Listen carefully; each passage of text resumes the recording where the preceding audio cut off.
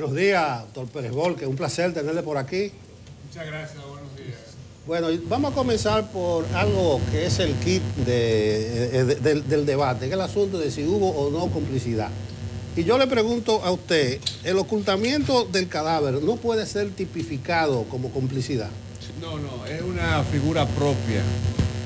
Mire, el homicidio primero es la supresión de existencia humana destruida, matar a una persona. Luego que se mata a una persona, no queremos que se sepa que está muerto, ocultamos ese cadáver. Esa es otra infracción. Hay dos infracciones. Primero, la supresión de vida y el ocultamiento. El ocultamiento de un cadáver es una figura que tiene su propia fisonomía. Son dos cosas distintas. Lo uno es criminal y lo otro es de carácter correccional. Tienen infracciones totalmente distintas. Entonces eso fue lo que se discutió, eso fue lo que se discutió en el tribunal y fue lo que los jueces de sentencia de condena establecieron conforme a la sentencia. Pero porque la diferencia entre encubrimiento y complicidad. La complicidad, conforme al artículo 59, 60, 61, 62, 63, hasta el 65, sí, deviene en ayudar a alguien a la comisión de un ilícito. Digamos, Pablo, que yo te facilito mi carro para que tú hagas un acto, que yo sé que tú lo vas a hacer, o que tú me lo facilitas a mí. Esa es una complicidad. Digamos que vamos a un sitio y yo me coloco en el frontispicio de ese espacio para que se cometa ese acto. Esa persona entonces venga conmigo y yo lo desplace. Esa es la complicidad, totalmente distinta. En el caso de ella, el tribunal, nuestro parquet o fiscal no probó la complicidad. Hay que decir que la Fiscalía, la Procuraduría de la República, a través de sus fiscales, hicieron un trabajo correcto. Doctor Pérez Volque, la Policía Nacional también hizo un trabajo correcto. Escúcheme que le interrumpa, que estamos obligados a hacer una ligerísima pausa, pero volvemos en breve con usted. Ok.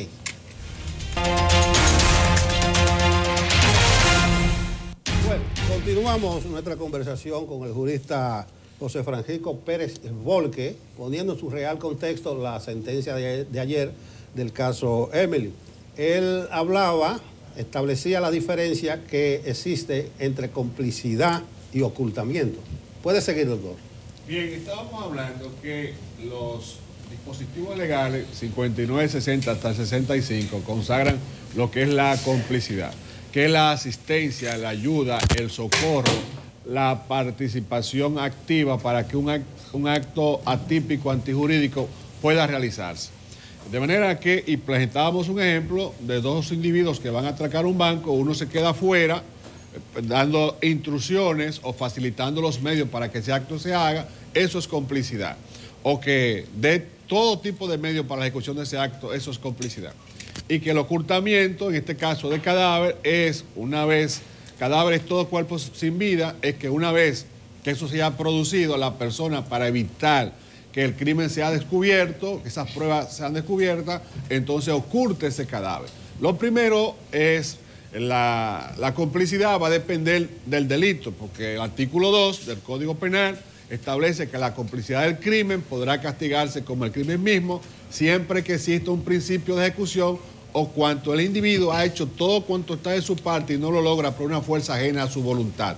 La complicidad del crimen, entonces, en principio, siempre se castiga como la tentativa. Y aquí, como hablamos entonces en materia de la complicidad, entonces la pena del cómplice es la inmediatamente inferior que la del autor principal.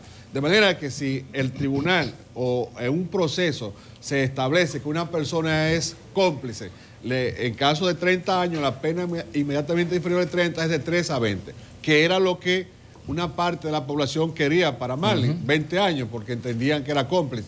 Y lo que quería también nuestro parquet o fiscal, la pena inmediatamente inferior de la complicidad es de 3 a 20 años. Ellos querían 20 años. Pero no probaron que ella tuviera, en el tribunal no se probó alguna participación de complicidad. Pero aquí es fundamental, lo fundamental es, en este caso, el Código Penal, nuestro Código Penal.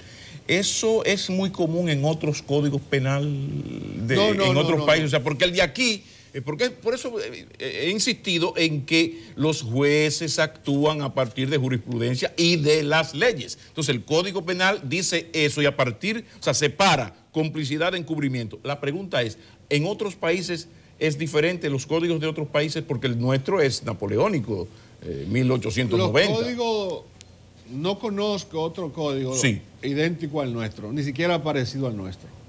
¿Por qué? Porque el código nuestro es del 1804. Entonces el tribunal está obligado a la ley, el principio de legalidad. Los jueces no pueden hacer otra cosa que no sea lo que dice la ley. Entonces, ¿qué dice el Código Penal? Que el ocultamiento se castiga con una pena correccional, que la complicidad se castiga con una pena inmediatamente inferior. En otras legislaciones, la complicidad tiene una pena bastante severa. Sí. Entonces, aquí el código, hasta que no se modifique ese instrumento jurídico, se adecúe y se actualice, entonces los jueces tienen que aplicar esa norma, porque los jueces están obligados a la ley que están obligados. El pueblo quería que a Marlene la lincharan ayer, que la cogieran en una plaza pública y la ahorcaran, pero no es lo que se quiere el pueblo ni lo que quiere nadie, es lo que dice la ley. Y la ley ha dicho que tales infracciones se castigan con tales o cuales delitos. En este caso hubo una sustracción, que fue el artículo que aplicó el tribunal, el 354, hubo un desplazamiento de la adolescente hasta a una esfera distinta sobre quienes tenían en ella el derecho de patria potestad. Y eso fue lo que el tribunal estableció.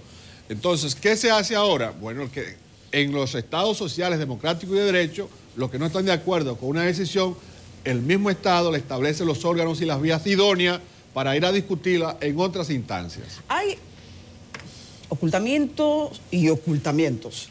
Es decir, concomitantemente a esa acción de ocultamiento hubo una obstrucción de la justicia por parte de Marlene que podría calificarse como agravante. No lo contempla así el Código Penal. No. Todo cuanto ella haga... Se limita al ocultamiento. No hay una sanción en el Código Penal por obstrucción de la justicia. No, pero la hay, pero con una pena menos que el ocultamiento. Claro. Debo decirte que si ella o cualquier otra persona en esos eventos, digamos, que no participa en la forma en que ella participó, que solamente se limita a que su hijo viene de un acto de esa naturaleza y ella lo esconde, le da refugio o lo manda a otro sitio, la ley no le puede hacer nada a ella. Un familiar de primer grado nada. Tiene razones... El artículo 248 del Código Penal dice que los padres están exentos de entregar a sus hijos a la justicia. El hijo llega a casa lleno de sangre, maté a una gente. El padre, dice el Código de Amperiel, tiene derecho a ocultar a su chico, a su muchacho, venga, agachate. La fiscalía y la policía son los que tienen que venir a buscarlo, pero no pedirle al padre que entregue a su hijo. Eso es en el caso. Lo otro es lo que usted ha dicho. O sea, en la obstrucción de justicia, esos son penas correccionales. En el ocultamiento, la pena también es correccional, pero tiene una gravedad mayor que la de ocultamiento. Sí, y lo de la sustracción de menores correspondía, porque ahí están los 5 años, ¿no? Sí. Esa es la que permite llegar de 2 a 5, ¿no? El desplazamiento, desplazamiento, sacar al menor de la autoridad de sus padres a cualquier propósito. A cualquier propósito. Es que usted, una persona, no tiene derecho a coger un menor, un adolescente, y sacarlo de su casa o bajo el control de quienes lo tienen para... Que eso sí se pudo demostrar, y eso según los jueces. Eso se demostró. Pero es interesante también, Pérez Volques, a ver cómo nos explica esto. En la acusación, a Marlene nunca se llevó al plano de que ella había sustraído una menor. Los jueces querían poder hacer una pena más larga y entonces ellos mismos jalan por el moño este recurso de la sustracción de menores. ¿Es posible eso perfectamente? No, ahí se habló y se probó de que a ella, a la menor, a la adolescente, la llevaron a un sitio a hacerle una prueba. Entonces que fue llevada al requerimiento de ella. O sea, pero ella no estaba acusada de eso. Los jueces perfectamente pueden, en su interpretación de la ley, en la condena, tomar una calificación jurídica que no había sido planteada en principio. Sí, en ese evento sí, porque ahí se produjo un desplazamiento del imperio de quienes tenían la custodia y la guardia de la menor. O sea, en ese evento, porque el otro evento, ella está acusada de complicidad, ¿no? Y ella está acusada de ocultamiento. Y entonces, ahí, con lo que Marlene hizo, todo lo que ella preparó y todos los actos después de, porque Marlene entra en escena después de todo. O sea, por eso es que no hay complicidad, porque Marlene no participó de los actos previos ni concomitantes. Ella entra en eventos después de. Entonces, el tribunal válidamente lo que hizo sobre decir, no, espérese, es que aquí lo que hubo fue un desplazamiento de la menor bajo el dominio del imperio de sus padres. El tribunal podía válidamente hacer lo que justamente hizo. La sentencia es conforme a derecho. Criticaba al principio algunos métodos de lucha empleados. También merece crítica aquellos que pretenden extrapolar del ámbito y las circunstancias en que ocurrió el hecho lo que pudieron sopesar los jueces, o sea, la condena mediática, el tribunal callejero. Y yo creo que tal vez si a alguien hay que linchar sería el Código Penal. Hablábamos de un código de más de 200 años. Entonces eso nos remite a la modificación de ese código. ¿Considera usted viable una opinión que es muy socorrida de que se elimine la parte de el embarazo? Lo de las tres causales. Del aborto, que se haga eso con una ley especial para que por fin pueda actualizarse ese bendito código. Porque, reitero, si a alguien hay que llevar a la hoguera es al Código Penal. Totalmente de acuerdo con usted. Nuestros jueces no hicieron nada distinto, y no soy apologista ni defensor, sino de la ley, de lo que establece la norma. O sea, esa es la pena, esa es la que hay que imponer. O sea, nosotros tenemos un Código Penal parado, suspendido, justamente por un solo artículo, que es la supresión del feto en cualquiera de sus etapas, vale decir el aborto. Bueno, pero entonces si esa es la discusión que nos tiene parado un instrumento jurídico por más de 200 años, vamos a dejar eso en una ley especial y vamos entonces a adecuar, actualizar y hacer un instrumento idóneo, porque ese código es el código de Francia, es el código de Napoleón. Oye, eso es una cosa insólita. Ese código quedó tan vetusto, tan anticuado, que la República tuvo que crear cientos de leyes porque allí no estaban. La ley de delito de alta tecnología, la difamación e injuria por esos medios, la propiedad industrial, 1 millón de leyes que no estaban en ese instrumento, que cuando se presentaban esos eventos, el robo electrónico, el robo de identidad. Bueno. O sea, todo eso que no estaba en ese código, entonces cuando se le llevaban a los jueces, personas desde su casa, robar un banco sentado en su casa con un ordenador, sí. Entonces cuando se lo presentaban al juez, el juez, bueno, hay que ponerlo en libertad. El juez es malo. No es malo, el juez no es malo. Mala es la ley que no la hemos adecuado, que no la hemos actualizado. Entonces, ¿cuándo toma la justicia dominicana el Código Napoleónico? ¿Cuándo se establece? Usted decía que era del 1804, pero ¿cuándo se establece aquí? ¿Finales del 19 más o menos? En esa fecha. Por ahí. Porque se habla de 1890, pero sí. Un ratico, ¿no? Pero tiene siglos, eso es insólito. Entonces, el pueblo quiere sangre. Yo debo reconocer la valentía de esos jueces, al igual que lo hizo Diario Libre, yo me asumo a ese editorial, porque aquí estamos acostumbrados a que las decisiones tienen que ser la voluntad de un grupo de gente que no conocen lo que sucedió en el proceso. Lo que sucedió en el proceso fue lo que se probó. Los jueces de la República Dominicana y en ninguna parte del mundo condenan ni descargan. Son las pruebas. Si no hay prueba, por odioso que sea la infracción, o que pudiera ser la infracción, por grave que sea el daño que perturbe la sociedad, el juez tiene que establecer sentencia de absolución. Pero es porque algo que aumenta la indignación de la calle es que esa señora, Marlene, en año y medio podría estar fuera. Vamos a ver el proceso un poquito más adelante. O sea, 5 años, ella tiene 1, de 2 años y medio ya es pasible de algún tipo de recurso.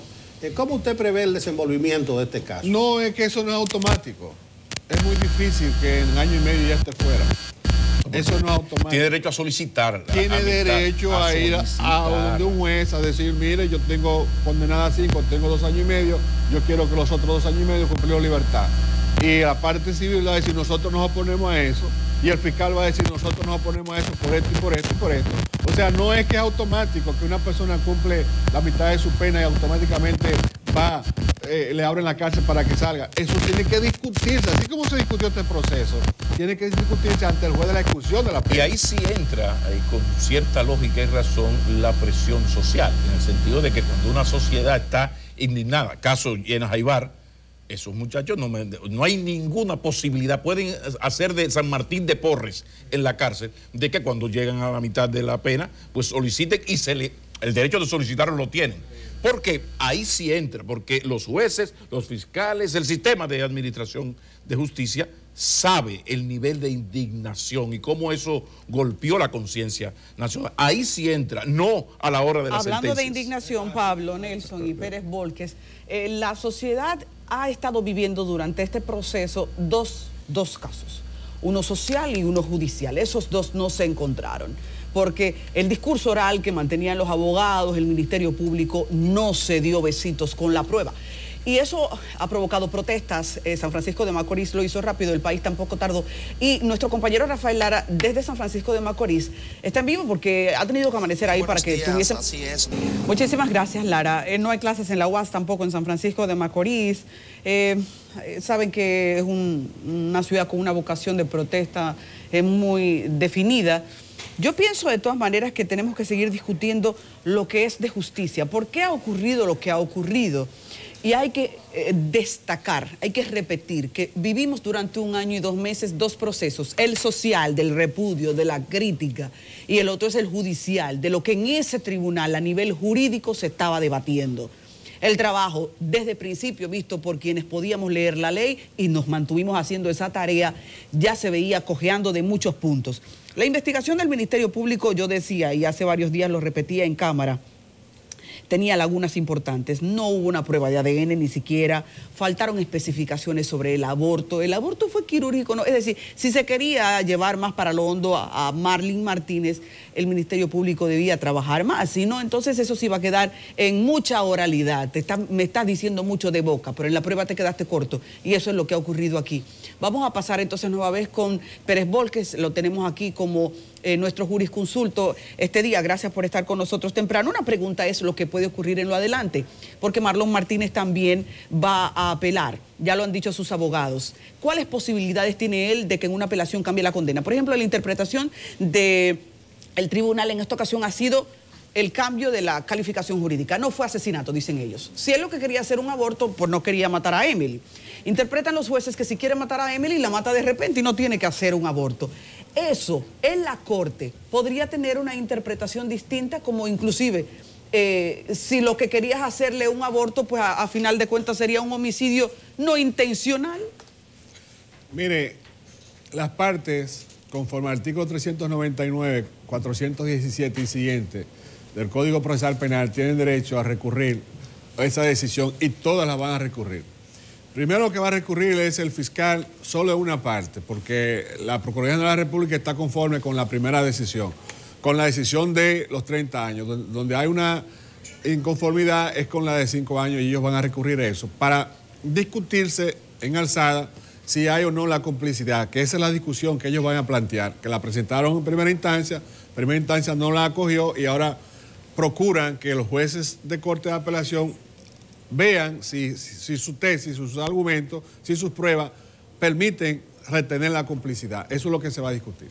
Luego la parte civil también va a recurrir a la sentencia, y los querellantes, no en su indemnización, en sus 20 millones, no van a recurrir a eso. Van a recurrir la parte de los 5 años nada más, porque ellos se constituyeron en querellantes y actores civiles, ¿no?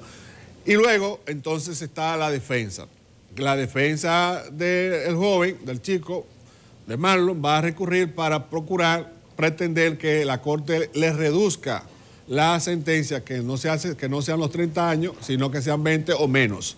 Y por último, entonces también lo va a hacer la doctora Ingrid Hidalgo, que es una formidable jurista, en el sentido de que ella entiende que no hay complicidad, sino lo que hay es ocultación de cadáver y que eso se trata de un asunto de carácter correccional, no la pena que se estableció. Todas las partes van a ocurrir. ¿Qué va a suceder en la Corte? Lo que en el recurso de apelación los apelantes, los recurrentes, le presenten a nuestros honorables jueces. Si ellos presentan que se trató de un encubrimiento de una complicidad, entonces ellos pueden hacer dos cosas: abocar sentencia, conocer y fallar la sentencia, o pueden ordenar que un tribunal distinto al que produjo la sentencia conozca nuevamente el juicio, o sea, ordenar el análisis del estudio nuevamente del proceso. Esas dos cosas pueden hacer. Y el que presente mejor sus recursos y apoyado ese recurso de sus pruebas con relación al acto recursivo, entonces en esa dirección nuestros honorables jueces de Corte de Apelación del Departamento Judicial de San Francisco decidirán. Para edificar a todos, hay una pregunta interesante. En este caso hay dos víctimas, Emily y su criatura. Respecto a Emily, diríamos no quiso matarla. Entonces estaríamos hablando de un homicidio no intencional, pero a la criatura quiso matarla. Sería un asesinato. ¿Qué fue lo que dirimieron? No, mire, la criatura no puede ser nunca un homicidio inintencional. No, porque ella está embarazada y ya todo lo que se quiera hacer con relación a eso es un acto voluntario. Todo lo que se quiera hacer es un acto voluntario. Aunque tú quieres suprimir esa vida, entonces luego tiene tan mala suerte que no solamente suprime esa vida, sino que también la de la madre. O sea, ¿qué vieron los jueces? En esos eventos se produjeron concursos ideal de infracción, actos de torturas y de barbarie, todo lo que allí sucedió, todo lo que le hicieron a esa chica para producir la supresión del feto, y que ya no era un feto, eso ya no era un feto, ¿no? Ya eso, estaba tan avanzado que ya no era un feto. Entonces, era una vida ya era una vida. Entonces, todos esos actos generaron, esos eventos de actos de tortura y de barbarie, entonces produjeron la muerte, el aborto, la muerte, los golpes, por todo ese concierto ideal de infracciones, que en un solo evento se produjeron muchos actos. Entonces el tribunal dice, pero es que la pena de esta infracción es justamente 30 años de prisión, de reclusión mayor, ¿no? Por eso, se produjeron actos muy graves. Luego, el tema del aborto, luego 2 vidas fallecieron. O sea, Emily es una oxisa, entonces sus padres asumieron la calidad de víctimas, porque la víctima es el ascendiente directo o indirecto, en este caso los padres. Pues si una persona le ocasiona un daño y no muere, él es víctima, pero si esa persona muere, ya él no es víctima. La víctima pasa a ser sus deudos, los parientes más cercanos o quienes dependían de esa persona. Entonces, en esa dirección, pues, también la sentencia, fíjese que el Procurador de la República, que ha hecho un alto desempeño como procurador, ha dicho, estamos totalmente de acuerdo con la sentencia de los 30 años. Lo que nosotros queremos discutir es el tema de la complicidad. O sea, reconoce nuestro parquet que en ese sentido el tribunal actuó correctamente. Donde ellos están tratando de analizar la sentencia es en la segunda, en la sanción que se le puso a Marlin de los 5 años. Doctor Pérez Volque, nosotros queremos agradecer sus palabras orientadoras a esta hora tan temprano de la mañana. Es un caso que tiene mucha tela que cortar. Es probable entonces que nos veamos más adelante en el curso de este proceso. Las gracias a usted, señor. Muchas gracias a ustedes. Bueno, nosotros